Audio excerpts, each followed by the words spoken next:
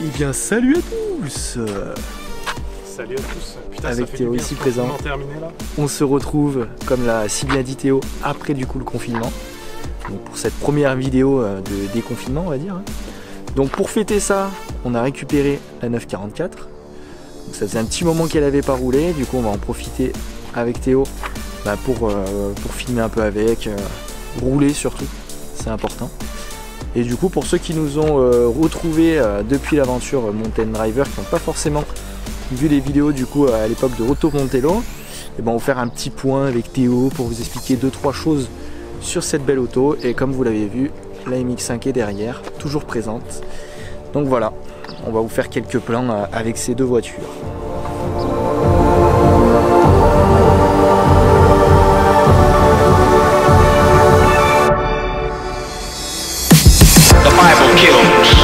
Letter to Romans, letter to Thessalonica, letter to Timothy. The Bible kills, but the Spirit makes alive. I'm just Americanizing it. Love makes alive. The Bible kills, but love makes alive. That's what caused that man.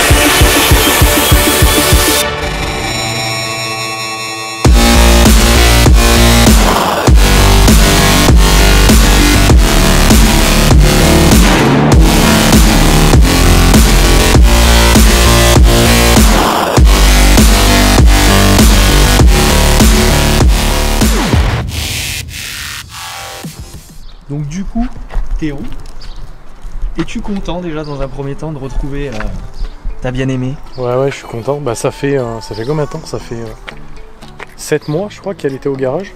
Enfin qu'elle était en gardiennage plutôt, parce qu'elle avait été réparée. Et du coup je l'avais laissée en gardiennage parce qu'elle est toujours en vente en fait la voiture. Donc grâce à 2 faux acheteurs, elle est toujours en vente la voiture. Alors c'est 944 pour ceux qui n'étaient pas là sur la chaîne il y a plusieurs mois. Donc c'est 944 qui est de 1985. Donc c'est le fameux 2,5 litres 163 chevaux. Enfin je dis le fameux, tu sais, mais c'est juste ce moteur. Et donc 163 chevaux, c'est un 4 cylindres en ligne. Donc du coup voilà. Moteur avant, boîte arrière, propulsion, pas d'ABS, pas de SP, rien du tout. Et voilà. Tu meurs comme un homme, comme dirait Akram. Donc du coup on va vous montrer aussi ce bel intérieur d'époque. Alors là, franchement on peut dire ce qu'on veut, mais à l'époque l'intérieur avait un charme qu'on retrouve pas maintenant quand même. Ouais, cette caisse était à vocation de remplacer la 911. Donc chose qu'ils n'ont pas réussi à faire malheureusement. Même si je crois qu'il y a eu environ 140 000 exemplaires de vendus dans le monde, donc c'est pas mal. Bon, pour les sièges, voilà, donc c'est du Sky, hein, c'est du simili cuir. Tissu balle de tennis d'origine Porsche, donc le tissu a 35 ans, c'est pour ça qu'il a quelques défauts. Et puis après, voilà, on retrouve les compteurs Porsche avec les aiguilles orange. Donc du coup, comme l'a si bien dit Théo, on retrouve du coup les compteurs typiques de chez Porsche. Donc divisé en 4 avec d'un côté tout ce qui est température, niveau d'essence, donc à gauche, ensuite km/h et le compte-tour au milieu, et à droite on retrouve également température d'huile. Non, c'est pression d'huile pardon, et le voltage de la batterie. Donc voilà, avec le tableau de bord. Je trouve que les tableaux de bord chez Porsche sont toujours assez sobres, mais c'est ce qui fait que l'intérieur classe à chaque fois. Ça vieillit pas trop quoi. Ça vieillit pas trop, c'est vrai. Ça garde son charme. Bon, même si la voiture elle a quand même 35 ans cette année au mois de septembre. Donc, on va fêter ça. On va fêter ça. J'espère l'avoir vendue avant. Parce que j'aimerais bien avoir une autre voiture pour les. On fêtera ça avec la nouvelle. Ouais, carrément. Du coup, vous voyez, le tissu du coup s'étend jusqu'à sur les portes. Ouais, sur les ports. Donc là après c'est vraiment. Là on a ça c'est du plastique. Là on a une sorte, c'est de la moquette ça. De la moquette. Voilà, donc après quoi d'autre? Bah d'époque il y avait le Porsche du coup sur le volant, typique de l'époque. Ouais, donc volant qu'on retrouve chez les 911. D'équipement on a les rétroélectriques, sièges électriques aussi, qui se lèvent et qui se s'inclinent électriquement. Et du coup, toujours typique de chez Porsche, on a le frein à main à gauche. Et par contre, contrairement au 911, la clé à droite. Ouais, et à gauche on a donc le système pour les phares. Et à gauche le système pour les phares, juste ici. Voilà. Donc on va les démarrer, histoire de voir un peu. Et on va la démarrer et surtout tu vas l'essayer mon petit coco, parce que c'est que tu l'as jamais essayé. Je vais l'essayer pour la première fois. Ma première Porsche. Ouais, il est temps. Il est temps. J'ai hâte. Allez, c'est parti.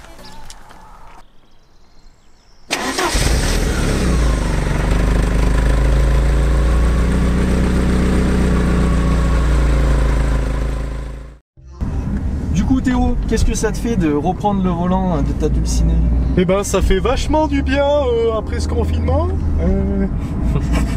Ben là ça a été un confinement de 7 mois avec elle et non ça fait du bien.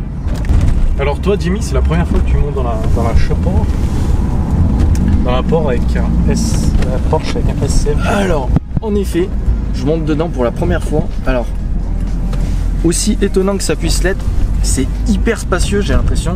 Genre, côté passager, déjà, on a beaucoup plus de place que dans la MX-5. Ça, c'est incontestable.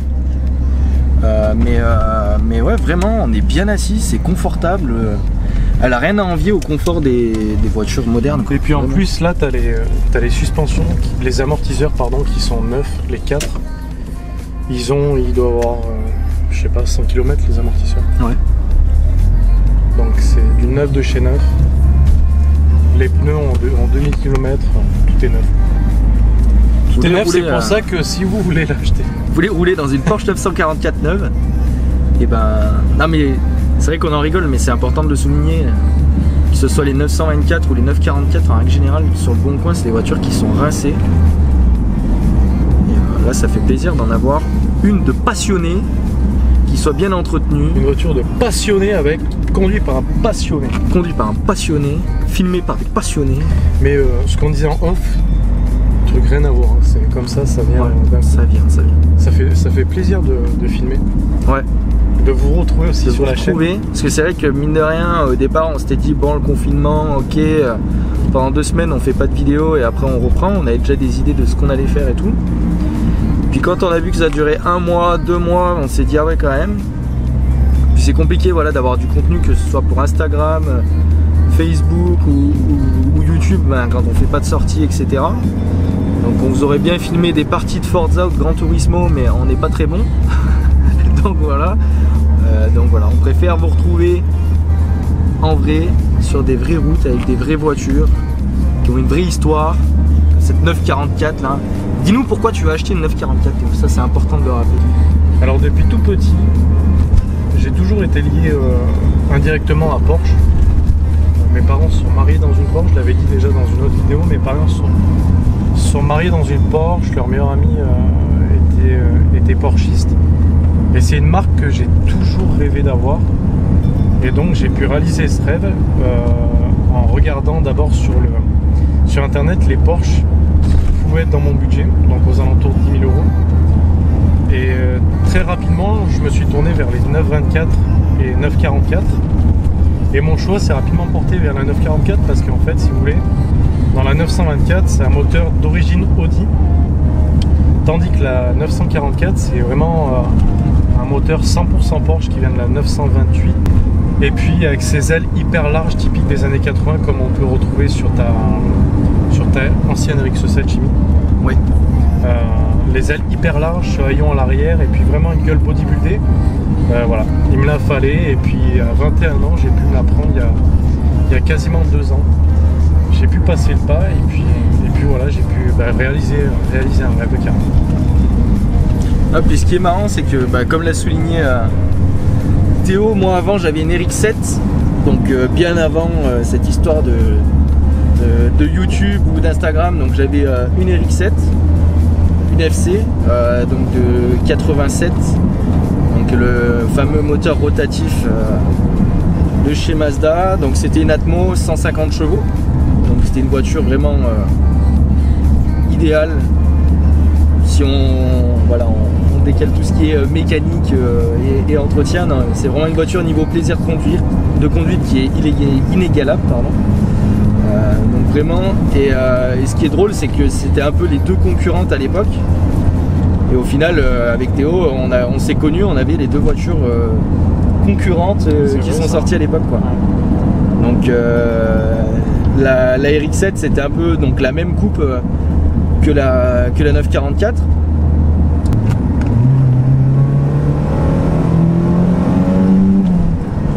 Ça chante bien quand même de l'intérieur. Du coup, voilà les deux voitures un peu concurrentes.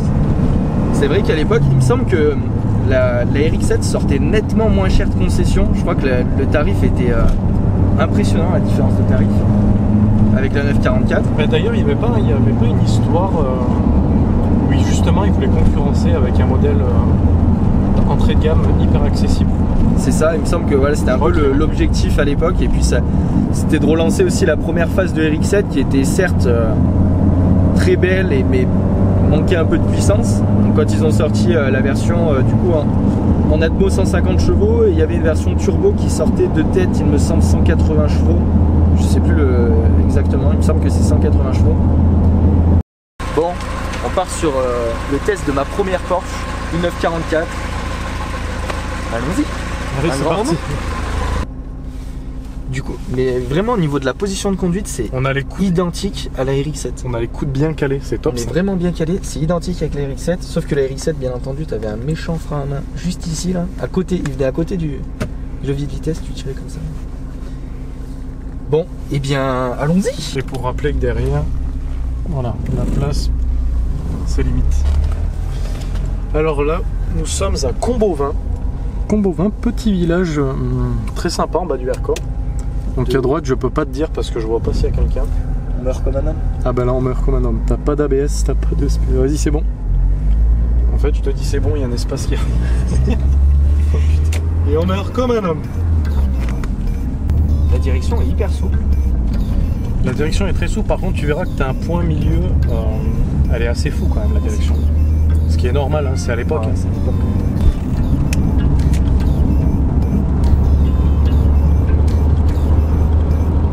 Pour en revenir à la 944, c'est assez plaisant à conduire quand même. Boîte 5. Franchement c'est vraiment... On n'a pas cet inconvénient de se dire c'est une ancienne, c'est difficile à conduire et tout. Franchement c'est pas plus compliqué à conduire que la RX-5. Peut-être la direction qui est un peu moins... Après il faut un peu plus flou. Ouais. Après oui, c'est pas, en soi c'est pas une voiture difficile à conduire du tout. Mais par contre c'est une voiture qui est difficile à piloter. Ouais, je pense que pour rouler vite à un rythme, ouais, c'est autre chose. C'est une voiture qui a quand même 35 ans et puis c'est pas... Ça n'a rien à voir avec ce qu'on est habitué à avoir aujourd'hui. Et puis il faut vachement anticiper les freinages parce que même les freins aussi c'est pas des brimbos d'aujourd'hui. Tu sais combien ça pèse de tête comme ça? Je crois que c'est dans les 1300. 1250, 1300 à peu près. Mais pour une voiture d'époque, 1300 kg, il faut se dire que ça reste raisonnable, je pense. Ouais, puis c'est un modèle, la 944, c'est un modèle un petit peu, entre guillemets, bourgeois quand même. Donc, ouais. Il y a du confort, il y a plein d'options d'époque. C'est vrai que pour l'époque, c'était pas une voiture de course, c'est pas la GT3 RS de l'époque, ça c'est sûr. Parce que là, c'est vrai qu'on dit, la 944 a l'image un peu de la Porsche hyper accessible, voilà, que monsieur tout le monde peut s'acheter. Il faut pas oublier qu'à l'époque, quelqu'un qui roulait en 944, c'était quelqu'un.